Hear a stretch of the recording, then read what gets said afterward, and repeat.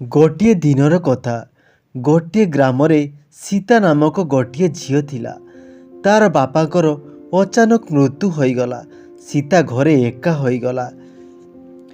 ଗାଣ୍ଡୁରାମ ସୀତା ଘରକୁ ଆସିଲା। ଆଉ ଗାଣ୍ଡୁରାମ ସୀତାର ଭଲ ସାଙ୍ଗ ଥିଲା। ଗାଣ୍ଡୁରାମ ସୀତାକୁ କହିଲା, ଚାଲ ସୀତା ଆମ ଘରକୁ ଚାଲ। ସୀତା ତାପରେ ଗାଣ୍ଡୁରାମ ଘରକୁ ଗଲା ଆଉ ଦୁଇଜଣ ସାଙ୍ଗରେ ରହିଲେ। ଗାଣ୍ଡୁରାମ କାମ କରିବା ପାଇଁ ଗଲା ଆଉ ସୀତା ଏକା ଘରେ ରହିଲା ଆଉ ତାର ବାପା ମା କଥା ମନେ ପକାଇଲା। ବାପା ମା କଥା ଭାବି ସେ ଶୋଇଯାଉଥିଲା।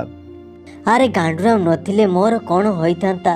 ମୁଁ କେଉଁଠାକୁ ଯାଇଥାନ୍ତି, କ'ଣ କରିଥାନ୍ତି? ଏମିତି କିଛି ଦିନ ଚାଲିଗଲା। ଦୁଇଜଣ ବଡ଼ ହୋଇଗଲେ। ଗାଣ୍ଡୁରାମ ବହୁତ ପରିଶ୍ରମ କରୁଥିଲା ଆଉ ସେ ଗୋଟିଏ ସୁନ୍ଦର ଘର ବନେଇଲା।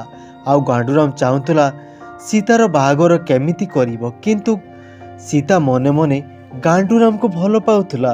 କିନ୍ତୁ ଗାଣ୍ଡୁରାମ ଏହି କଥାକୁ ଜଣା ନଥିଲା।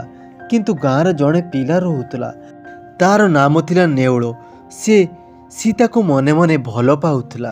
ସୀତା, ମୁଁ ତୁମକୁ ବହୁତ ଭଲ ପାଏ ଆଉ ତମ ଭାଇ ଗାଣ୍ଡୁରାମ ପାଖକୁ ଯିବି ତମର ଆଉ ମୋର ବାହାଘର କଥା ହେବା ପାଇଁ। ଏହା ଶୁଣି ସୀତାକୁ ବହୁତ ଖରାପ ଲାଗିଲା। କାହିଁକି ନା ନେଉଳ ତାର ସାଙ୍ଗ ଗାଣ୍ଡୁରାମକୁ ସୀତାର ଭାଇ ବୋଲି କହିଲା। ଦେଖ ସୀତା, ତମକୁ କେମିତିକା ପୁଅ ଦରକାର କୁହ, କାହିଁକି ନା ତମର ବାହାଘର କରିବାକୁ ପଡ଼ିବ। ତାପରେ ମୋ କଥା ମୁଁ ଚିନ୍ତା କରିବି। ଗାଣ୍ଡୁରାମ, ମୋର କାହାକୁ ବି ଦରକାର ନାହିଁ। ମୋତେ ତମେ ଦରକାର। ମୁଁ ତୁମକୁ ଭଲ ପାଏ ଆଉ ମୁଁ ତୁମକୁ ବାହା ହେବି।